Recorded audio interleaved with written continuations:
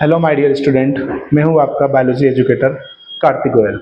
आज हम पढ़ने वाले हैं बेटा बायोमोलिक्यूल के बारे में, जो कि क्लास 11th का बायोलॉजी का चैप्टर है।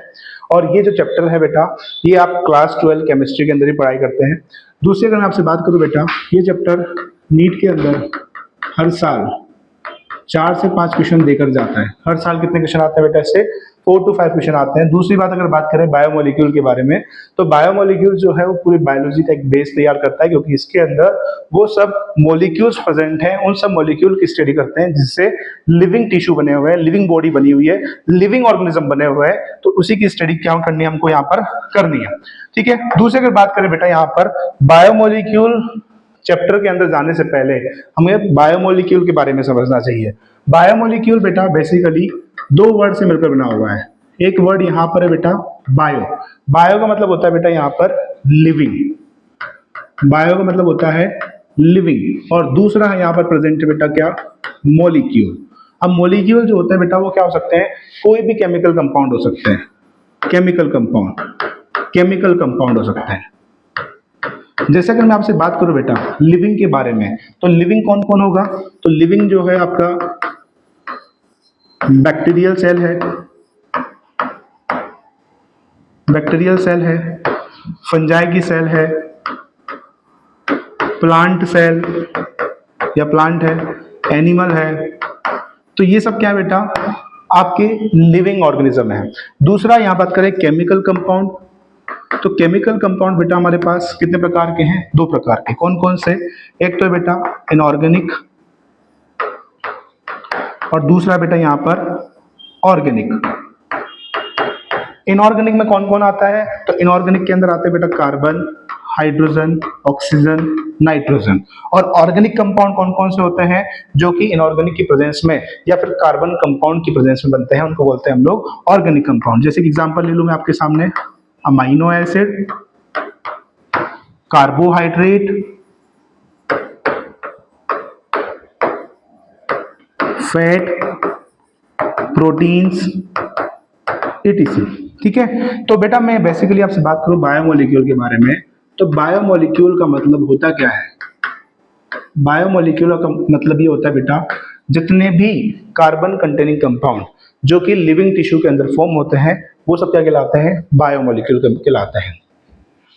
All carbon containing compound which synthesize or present in living organism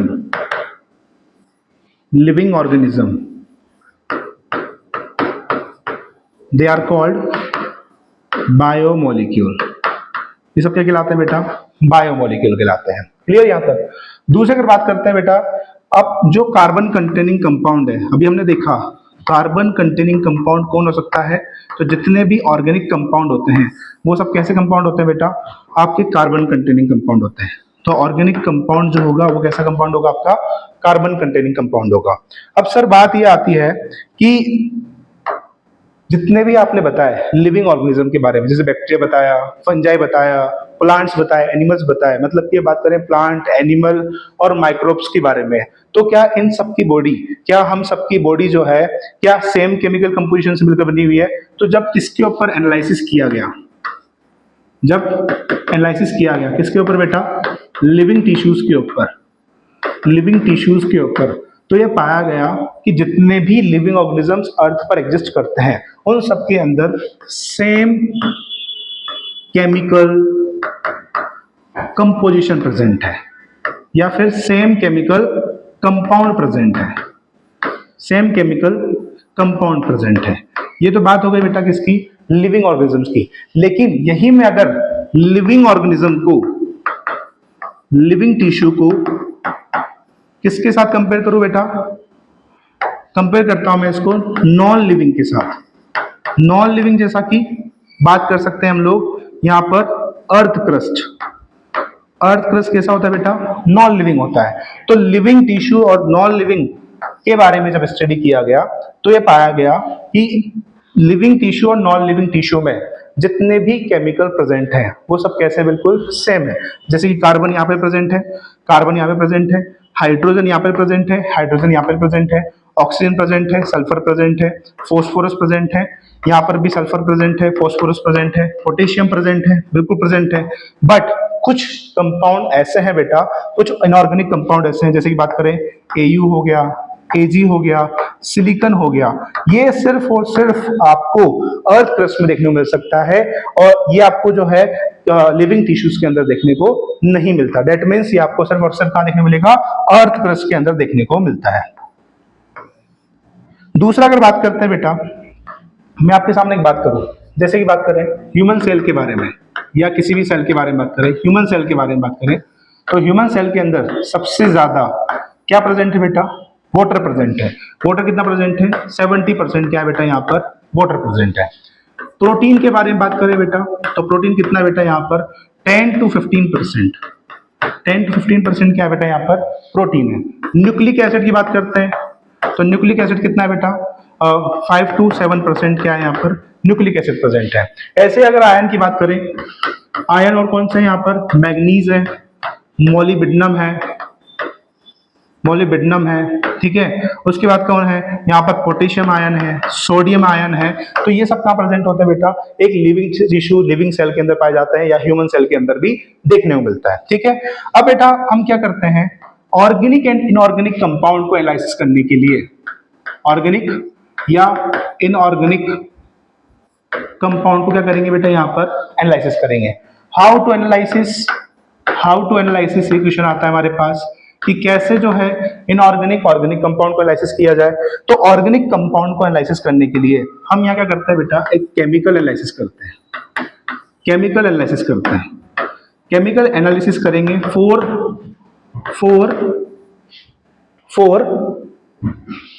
organic compound, किसके लिए बेटा, ऑर्गेनिक कंपाउंड के लिए, ऑर्गेनिक कंपाउंड के लिए यहाँ पे क्या करेंगे बेटा, केमिकल एनालिसिस करते हैं। अब देखो केमिकल एनालिसिस कैसे किया जाएगा, ऑर्गेनिक कंपाउंड के लिए एनालिसिस करने के लिए हम क्या करेंगे, यहाँ पर दो टाइप के लिविंग टिश्यूज को ले रहे हैं। पहला लिविंग टिश्यू यहाँ पर ले रहे हैं बेटा हम लोग, यहाँ पर लिविंग टिश्यू ले रहे हैं हम, यहाँ पर लिविंग टिश्यू, लिविंग टिश्यू दो प्रकार का ले रहे हैं। एक तो ले रहे हैं बेटा प्लांट टिश्यू और दूसरा यहाँ पर ले रहे हैं बेटा एनिमल टिश्यू। दो प्रकार के यहाँ पर क्या ले रहे हैं बेटा, हम टिश्यू ले रहे हैं, ठीक है। अब देखो बेटा, जब दो प्रकार के टिश्यू ले रहे हैं तो इसको भी देखें कैसे हम लोग जो है अब केमिकल एनालिसिस करते हैं, जिसमें हम ऑर्गेनिक कंपाउंड का एनालिसिस करेंगे। सबसे पहले हमने क्या लिया बेटा, यहाँ पर एक लीफ ले ली, प्लांट टिश्यू ले लिया, लीफ ले ली, यहाँ पर एक यहाँ पे क्या ले ली बेटा हमने, लीफ ले ली। दूसरा ये क्या हो गया बेटा, प्लांट टिश्यू हो गया, प्लांट टिश्यू हो गया। और दूसरा यहाँ पर क्या ले लिया बेटा हमने, लिविंग टिश्यू ले लिया। जैसे कि बात करें लीवर ले लिया, ये लीवर ले लिया।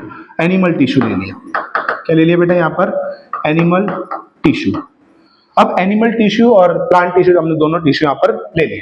अब क्या करेंगे बेटा, इनके छोटे छोटे, इनको जो है छोटे छोटे पीसेस में कट करेंगे, छोटे छोटे पीसेस में कट करके इनको हम रखेंगे बेटा किसी बाउल के अंदर, किसी बाउल के अंदर रखेंगे इनको, किसी बाउल के अंदर रख दिया हमने, इसके छोटे छोटे पीसेस कट करके ये बाउल के अंदर रख दिया। यहाँ मैंने यहाँ पर प्लांट टिश्यू रख दूंगा और यहाँ पर मैंने कौन सा टिश्यू रखना है, एनिमल टिश्यू रखना है।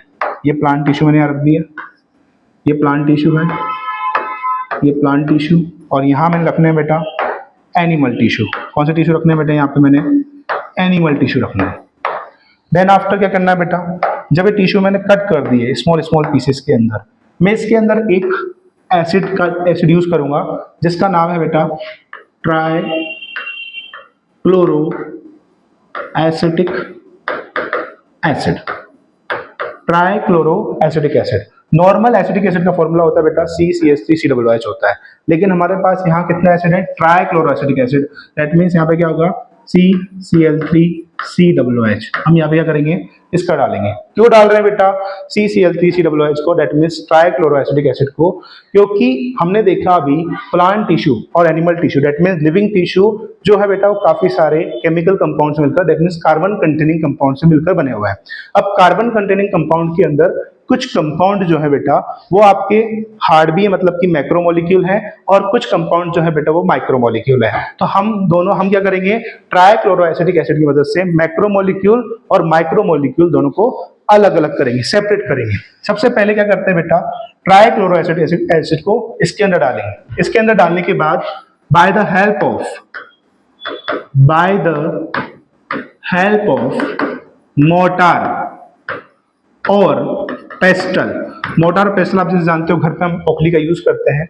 मोर्टार पेस्टल, जैसे कि मोर्टार पेस्टल इस तरीके की होती है, ये मोर्टार है और इसके अंदर क्या लगा होता है बेटा, ओखली लगी होती है। मोर्टार और पेस्टल, ये पेस्टल है और ये मोर्टार है, ठीक है। इसका यूज क्यों कर रहे हैं बेटा, ताकि हम लिविंग टिश्यू, जो दोनों लिविंग टिश्यू लिए हैं, प्लांट टिश्यू और एनिमल टिश्यू, इन दोनों को क्या बना सके, स्लरी बना सके, एक पेस्ट का फॉर्मेशन कर सके। तो हम क्या करेंगे, अगली साइड में हम दोनों का एक स्लरी फॉर्म कर लेंगे। यहां पे मैंने 2 बाउल ले लिए या 2 टेस्ट ट्यूब ले लिए। इन दोनों के अंदर मैं क्या करूंगा बेटा, अब स्लरी तैयार कर दूंगा। ये स्लरी फॉर्म हो गया।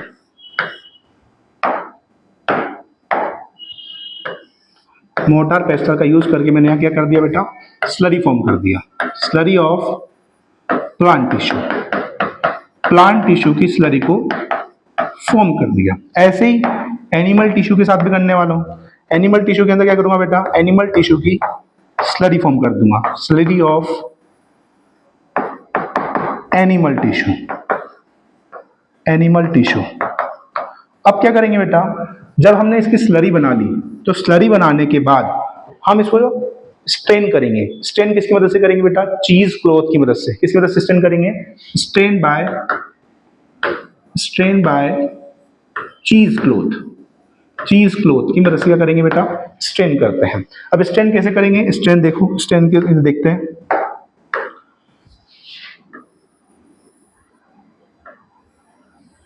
यहां मैंने एक कंपाउंड ले लिया, एक वेसल ले लिया, कुछ इस तरीके का वेसल मैंने यहाँ ले लिया है बेटा, और इसके अंदर मैं लगा दूंगा बेटा चीज क्लॉथ। ये मैंने यहाँ पर चीज क्लॉथ लगा दिया है। ये मैंने यहाँ पे क्या लगा दिया है, चीज क्लॉथ। ये चीज क्लॉथ लगा दिया है, चीज क्लॉथ लगा दिया है। उसके अंदर मैंने क्या करा है बेटा, एनिमल टिश्यू, जो एनिमल टिश्यू है और प्लांट टिश्यू दोनों है, उन दोनों की मैंने डाल दी है बेटा यहाँ पर slurry. Slurry of plant and animal tissue, दोनों को अलग अलग डालेंगे, एक साथ नहीं डालेंगे बेटा। सबसे पहले हम प्लांट टिश्यू को अलग करेंगे, देन एनिमल टिश्यू को अलग करेंगे, उसके बाद हम यहाँ पर एनालिसिस करेंगे। तो यहाँ पर अलग अलग डालेंगे बेटा, एक साथ। मैं आपको सिर्फ एक में दिखा रहा हूँ कि हमने सिर्फ और सिर्फ यहाँ पे प्लांट टिश्यू के लिए स्लरी डाल रहे हैं। तो हमने यहाँ पे बेटा क्या डाल दी है, प्लांट टिश्यू की स्लरी डाल दी है। ये प्लांट टिश्यू की क्या डाल दी है बेटा, स्लरी डाल दी है। जब टिश्यू के अंदर, जब टिश्यू क्या बन गई है बेटा, स्लरी फॉर्म हो गई है। क्या फॉर्म हो गई है, स्लरी फॉर्म हो गई है। तो अब स्लरी के 2 फ्रैक्शन आएगी। स्लरी कितने फ्रैक्शन आएंगे, 2 फ्रैक्शन आएंगे। स्लरी के जो है आपके सामने 2 फ्रैक्शन आएंगे। एक तो आएगा लिक्विड वाला पार्ट, एक आएगा बेटा आपका सॉलिड पार्ट। तो लिक्विड वाला पार्ट क्या होगा बेटा, वो स्ट्रेन हो जाएगा और सॉलिड पार्ट ऊपर रह जाएगा। तो जो लिक्विड वाला पार्ट है वो क्या हो गया बेटा, यहाँ पर स्ट्रेन हो गया। लिक्विड वाला पार्ट क्या हो गया, यहाँ पर स्ट्रेन हो गया। लिक्विड वाला पार्ट यहाँ पर स्ट्रेन हो गया। ये लिक्विड वाला पार्ट क्या हो गया, यहाँ पर स्ट्रेन हो गया, और सॉलिड पार्ट जो है वो ऊपर रह गया। ये स्लरी पार्ट जो है, सॉलिड वाला पार्ट, ये ऊपर रह गया। ठीक है। अब जो पार्ट स्ट्रेन हो गया, इसका मतलब क्या है बेटा, कि दैट मीन्स इस लिक्विड वाले पार्ट के अंदर जो भी मॉलिक्यूल आए, वो सब मॉलिक्यूल कैसे होंगे बेटा, लूज मॉलिक्यूल होंगे, या फिर सिंगल मॉलिक्यूल से मिलकर बने होंगे, या फिर ऐसे मॉलिक्यूल होंगे जो कि सोल्यूबल मॉलिक्यूल होंगे। जो कैसे मॉलिक्यूल होंगे बेटा, सोल्यूबल मॉलिक्यूल होंगे। दैट मीन्स जब इसके अंदर सोल्यूबल मॉलिक्यूल प्रेजेंट है, तो क्या मैं इसको एसिड सोल्यूबल पूल बोल सकता हूं, एसिड सोल्यूबल पूल। और एसिड सोल्यूबल पूल मुझे मिला किससे है, जब मैंने स्लरी को फिल्टर किया। तो इसलिए मैं यहाँ पर क्या यूज कर सकता हूँ बेटा, फिल्ट्रेट टर्म का यूज कर सकता हूँ। तो मैंने यहाँ पर जो टर्म की, उसको क्या बोला गया, इसको फिल्ट्रेट बोला। दूसरा, जो पार्ट फिल्टर नहीं हुआ, जो पार्ट ऊपर रह गया, दैट मीन्स इसके अंदर जो कंपाउंड प्रेजेंट है वो कंपाउंड कैसे है बेटा, जो चीज मैक्रोमोलिक्यूल है, जो बड़े मॉलिक्यूल है, वो क्या हुए यहाँ पर फिल्टर नहीं हुए। तो मैंने यहाँ पे क्या बोला, एसिड इनसॉल्युबल पूल बोला। मैंने इनको बोला बेटा एसिड इनसॉल्युबल पूल बोला। एसिड इनसॉल्युबल पूल के अंदर मुझे मिला कैसे, बाय द हेल्प ऑफ रिटेंटेड की मदद से मिला। किसकी वजह से मिला बेटा, रिटेंटेड। जो रिटेंटेड होता है एसिड सॉल्युबल पूल, मुझे उसकी वजह से मिला। दैट मीन्स क्या मैं कह सकता हूं कि यहाँ पर जो एसिड सॉल्युबल पूल है उसके अंदर जितने भी कंपाउंड है, जैसे कि बात करें यहाँ पर अमीनो एसिड है, अमीनो एसिड जो होते हैं बेटा वो क्या है, सिंगल मैक्रोमोलिक्यूल से मिलकर बना हुआ है। किससे मिलकर बना हुआ है, मैक्रोमोलिक्यूल से मिलकर बना हुआ है। दूसरा बात करें बेटा यहाँ पर शुगर जो होती है बेटा कैसी होती है, सोल्यूबल होती है। तो ये किसके अंदर आ सकते हैं बेटा, आपके एसिड सोल्यूबल पूल के अंदर देखने को मिल सकते हैं। एसिड इनसॉल्युबल पूल के अंदर कौन कौन होगा, तो यहाँ पे बेटा हो सकता है प्रोटीन हो सकता है इस जगह पे, और कौन हो सकता है बेटा, यहाँ पर डीएनए हो सकता है, यहाँ पर आरएनए हो सकता है, दैट मीन्स न्यूक्लिक एसिड देखने को मिल सकता है। तो मैं एक बार फिर से आपके सामने रिपीट करता हूँ। हमने क्या किया बेटा, हमने यहाँ पर क्या किया, हमने दोनों टिश्यू लिए, प्लांट टिश्यू और एनिमल टिश्यू, दोनों के हमने पीस किए, पीस ऑफ टिश्यू। ये दोनों क्या है, टिश्यूज के पीस हैं। इसके बाद हमने इसको क्या किया, मोटर और पेस्टल की मदद से इसकी मैं स्लरी फॉर्म करी। जब मोटर और पेस्टल की मदद से जब स्लरी फॉर्म करी, स्लरी फॉर्म होने के बाद हमने क्या किया, इसको छान लिया, फिल्टर कर लिया।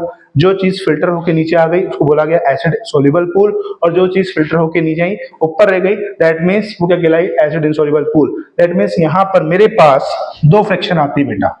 जब मैंने स्लरी को फिल्टर किया, स्लरी को फिल्टर करने के बाद मेरे पास यहां पर दो फ्रैक्शन आई। एक आया बेटा फिल्ट्रेट, एक आया मेरे पास क्या बेटा, फिल्ट्रेट आया, और दूसरा आया बेटा मेरे पास रिटेंटेट। क्या आया, रिटेंटेट आया। जो फिल्ट्रेट आया वो क्या कहलाया बेटा, acid soluble pool, acid soluble pool कहलाया। और जो रिटेंटेट आया वो क्या कहलाया बेटा, एसिड इनसॉल्युबल पूल कहलाया। यहां तक क्लियर हो गया बेटा आप लोग को। तो अब एसिड सोल्यूबल पूल और एसिड इनसॉल्युबल पूल का मतलब क्या हो गया, एसिड सोल्यूबल पूल के अंदर वो कंपाउंड होंगे जो कि कैसे होंगे, सोल्यूबल होंगे, और एसिड इनसॉल्युबल के अंदर कौन कौन से कंपाउंड होंगे जो कि इनसॉल्युबल होंगे। दैट मींस यहां पे जो कंपाउंड प्रेजेंट होंगे क्या वो माइक्रोमोलिक्यूल होंगे, तो सर बिल्कुल होंगे, माइक्रो मॉलिक्यूल होंगे। और दूसरे क्या यहां पे मैक्रोमोलिक्यूल होंगे,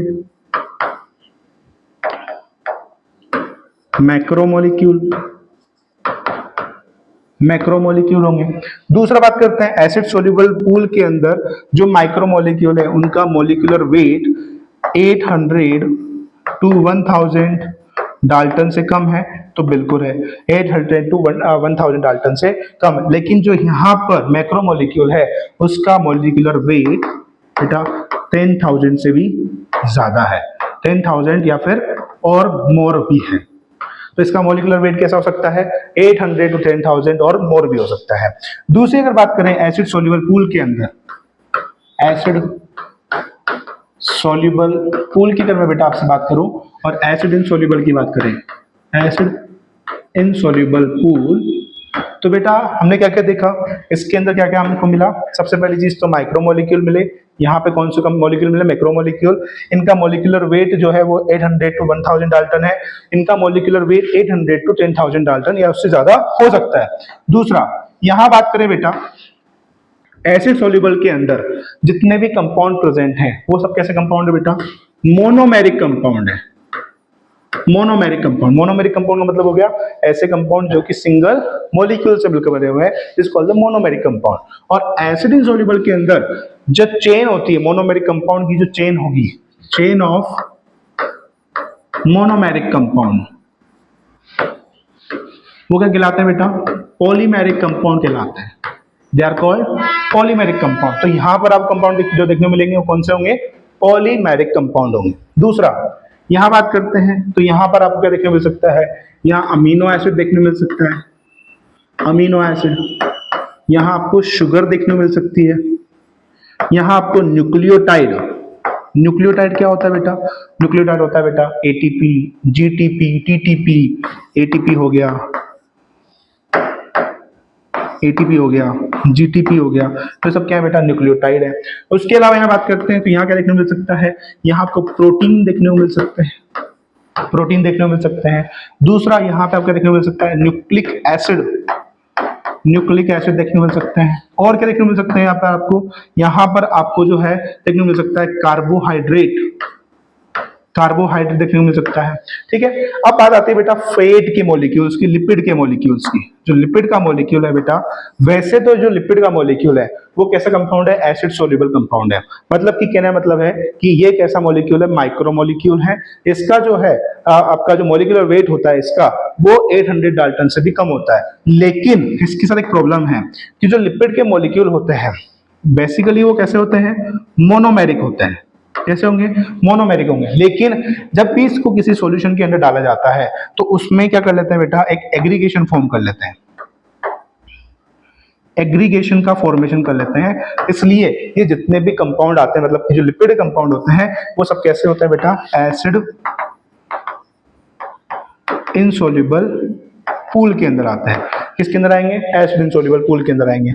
और क्या आ सकता है बेटा एसिड सोल्युबल पूल के अंदर? तो एसिड सोल्युबल पूल के अंदर और एसिड इनसॉल्युबल पूल के अंदर, एसिड इनसॉल्युबल पूल के अंदर बात करें बेटा, तो एसिड सोल्युबल पूल के अंदर cytoplasmic component, cytoplasmic component, cytoplasmic component जैसे कि बात करें, साइटोप्लाज्मिक कंपोनेंट में आपके पास प्रेजेंट होगा शुगर होगा, अमीनो एसिड होंगे। ठीक है, और क्या होगा बेटा यहाँ पर? और न्यूक्लियोटाइड होंगे, न्यूक्लियोटाइड हो सकते हैं। जबकि जो यहाँ पर क्या क्या आएगा? जितने भी ऑर्गेनेल हैं जो कि प्रेजेंट है कहाँ पर? साइटोप्लाज्म के अंदर, वो सब कहाँ आएंगे? एसिड इनसॉल्युबल पूल के अंदर आएंगे। न्यूक्लिक एसिड जो मैंने आपको बता दिया कहाँ पे आता है बेटा? वो एसिड इनसॉल्युबल पूल के अंदर आता है। ठीक है, उसके बाद क्या आता है यहाँ पे? सेल वॉल का जो कंपोनेंट है। सेल वॉल किसकी बनी हुई है बेटा? सेल वॉल बनी हुई है हमारी किसकी? पॉलीसेकेराइड्स की बनी हुई है। किसकी बनी हुई है? पॉलीसेकेराइड्स की बनी हुई है। ठीक है, और कौन आएगा? सेल मेम्ब्रेन का कंपोनेंट आएगा, cell membrane, component of cell membrane, जो किसका बना हुआ है? लाइपोप्रोटीन का बना, लिपिड प्लस प्रोटीन का बना हुआ है। ठीक है, तो ये सब किसके अंदर आते हैं? एसिड सोल्युबल और एसिड इनसॉल्युबल पूल के अंदर। यहां तक क्लियर? इसके बाद बात करते हैं बेटा, जैसे कि मैं आपसे बताऊं, अगर मैं आपसे बात करूं लिविंग एंड नॉन लिविंग के बारे में, नॉन लिविंग, जैसे कि इसके बारे में पहले मैंने बात कर चुका हूं, लेकिन इसके अंदर जो केमिकल कंपोजिशन देखने को मिलता है, इन दोनों के बीच में जो केमिकल कंपोजिशन होगा बेटा, वो क्या होगा? रिलेटिव, इन दोनों के बीच में रिलेटिव अबंडेंस देखने को मिलता है। इनका जो केमिकल कंपोजिशन जो होगा बेटा, केमिकल कंपोजिशन, उसका रिलेटिव अबंडेंस वेरी करता है, रिलेटिव अबंडेंस वेरी करेगा। रिलेटिव अबंडेंस क्या करेगा बेटा? वेरी करेगा। जैसे बात करते हैं ऑक्सीजन, जो कि ह्यूमन के अंदर कितनी मिलती है बेटा? 65%। ह्यूमन की सेल के अंदर कितना मिलेगा ऑक्सीजन का कंपाउंड? 65%। अगर वही बात करते हैं अर्थ क्रस्ट के अंदर, ये तो हो गई बात किसकी? ह्यूमन की। यही अगर मैं आपसे बात करूं अर्थ क्रस्ट के अंदर, तो यहाँ देखने मिलता है कितना परसेंट बेटा? 46%। ठीक है, ऐसे ही अगर बात करें यहाँ पर कार्बन के बारे में, तो कार्बन जो होता है यहाँ पे कितना होता है बेटा? 18.5%। यहाँ पे कितना होगा? लगभग less than 10%, less than approximately.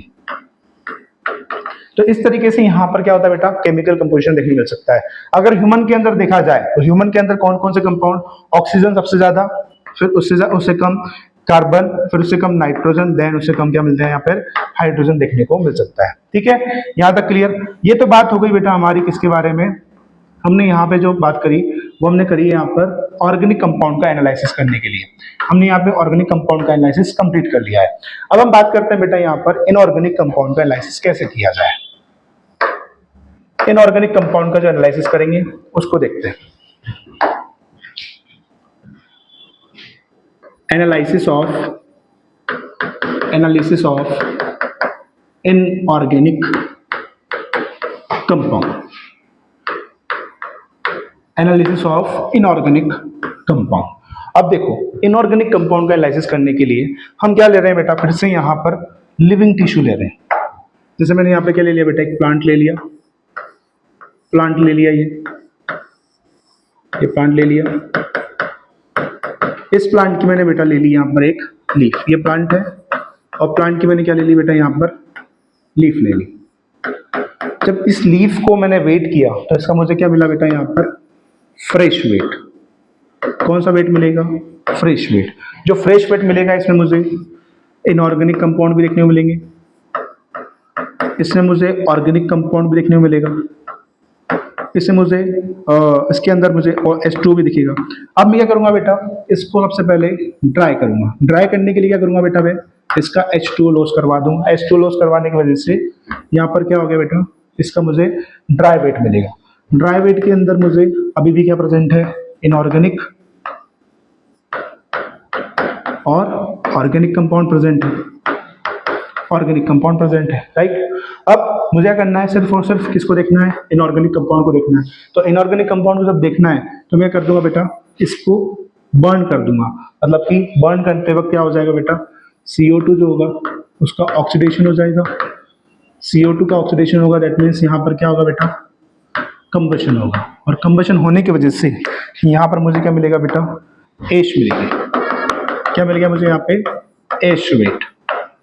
कौन सा वेट मिलेगा, एश वेट। और एश वेट के अंदर बात करें तो यहाँ पर क्या क्या देखने को मिल सकता है, सल्फर मिल सकता है, PO4 2- देखने को मिल सकता है।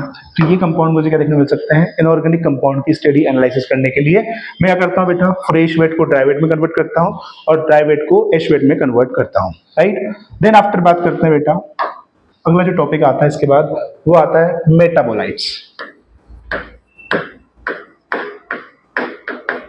अब what is the meaning of metabolites? Metabolites ऐसे ऑर्गेनिक कंपाउंड जो कि हमारी बॉडी के अंदर प्रेजेंट है और जिनके प्रेजेंट होने की वजह से हमारी बॉडी के अंदर क्या चल रही है बेटा, केमिकल रिएक्शंस या मेटाबॉलिक रिएक्शन चल रही है, उनको बोलते हैं हम लोग क्या, मेटाबोलाइट्स, ठीक है। अब मेटाबोलाइट्स जो होते हैं बेटा, ये कौन कौन से हो सकते हैं, तो मेटाबोलाइट हो सकता है बेटा आपका अमीनो एसिड, तो उसके बाद कौन सा हो सकता है, ग्लूकोज हो सकता है, और कौन हो सकता है, फेट हो सकता है, कार्बोहाइड्रेट हो सकता है, कार्बोहाइड्रेट्स हो सकते हैं, ठीक है। ये सब क्या हो सकते हैं, आपके मेटाबोलाइट्स हो सकते हैं, जिनकी वजह से क्या चलता है बेटा, हमारी बॉडी के अंदर मेटाबॉलिक रिएक्शंस चल रही हैं, जैसे कि फोटोसिंथेसिस प्लांट के अंदर चल रहा है, डाइजेशन, रेस्पिरेशन चल रहा है। तो ये सब क्या है बेटा, आपका मेटाबोलाइट्स है। अब मेटाबोलाइट बेटा दो प्रकार के होते हैं, एक होता है बेटा primary metabolite, primary metabolite. Primary metabolite ऐसे मेटाबोलाइट जो कि किसी भी लिविंग ऑर्गेनिज्म की ग्रोथ करने के लिए रेस्पॉन्सिबल होते हैं, they are called the primary metabolite. मतलब कि जो कि लिविंग ऑर्गेनिज्म की ग्रोथ करते हैं उनका कहलाते हैं प्राइमरी। रेस्पॉन्सिबल फॉर ग्रोथ, जिनका जो फंक्शन होता है बेटा, इनका फंक्शन आइडेंटिफिएबल होता है। और प्राइमरी मेटाबोलाइट आपको हर जगह देखने मिलते हैं, चाहे वो बैक्टीरिया की सेल हो, चाहे वो प्लांट की सेल हो, चाहे वो एनिमल बॉडी हो या सेल हो, चाहे वो फंजाई हो, सबके अंदर आपको प्राइमरी मेटाबोलाइट देखने मिलते हैं। दूसरा अगर बात करें secondary metabolite, secondary metabolites, secondary metabolites सिर्फ और सिर्फ आपको कहाँ देखने मिल सकते हैं, प्लांट के अंदर, फंजाई के अंदर और बैक्टीरिया के अंदर देखने को मिल सकते हैं, लेकिन ये ह्यूमन के अंदर देखने को नहीं मिलेंगे। दूसरा, सेकेंडरी मेटाबोलाइट जो होता है उनका फंक्शन आइडेंटिफिएबल नहीं होता है। उसके अलावा बात करें तो सेकेंडरी मेटाबोलाइट जो होता है वो प्लांट जिसके अंदर मिलते हैं, प्लांट के अंदर, फंजाई के अंदर, बैक्टीरिया के अंदर, वहां पर ग्रोथ करने का काम भी नहीं करते। मतलब कि ये एक प्रकार से वेस्ट मेटाबोलाइट या वेस्ट मटेरियल भी बोला जा सकता है। तो they are also called waste material, no role in growth, no role in growth, और क्या कह सकते हो, नॉन आइडेंटिफिएबल। इनका जो फंक्शन होता है बेटा वो नॉन आइडेंटिफिएबल होता है फंक्शन जो होगा। लेकिन इन मेटाबोलाइट्स की सबसे खास बात यह है बेटा कि ये जो मेटाबोलाइट्स होते हैं ये यूज होते हैं या फिर हेल्पफुल होते हैं फॉर ह्यूमंस। जैसे कि बात करें हम एग्जाम्पल के तौर पे, गम्स, जो गम होता है, ड्रग्स, रेजिन, लेटेक्स और क्या हो सकता है बेटा, यहाँ पर जैसे कि जो भी आपके ड्रग्स वगैरह होते हैं वो सब होते हैं, हो सकते हैं। तो ये हो गई बेटा किसकी बात, यहाँ पर मेटाबोलाइट्स के बारे में बात। आज हम इतना ही रखते हैं। आज आई होप सो आज आपको मेरा टॉपिक समझ में आया होगा। इसकी बात हम कल कंटिन्यू करेंगे। आज के लिए thank you, good night and happy Diwali all of you. Thank you so much.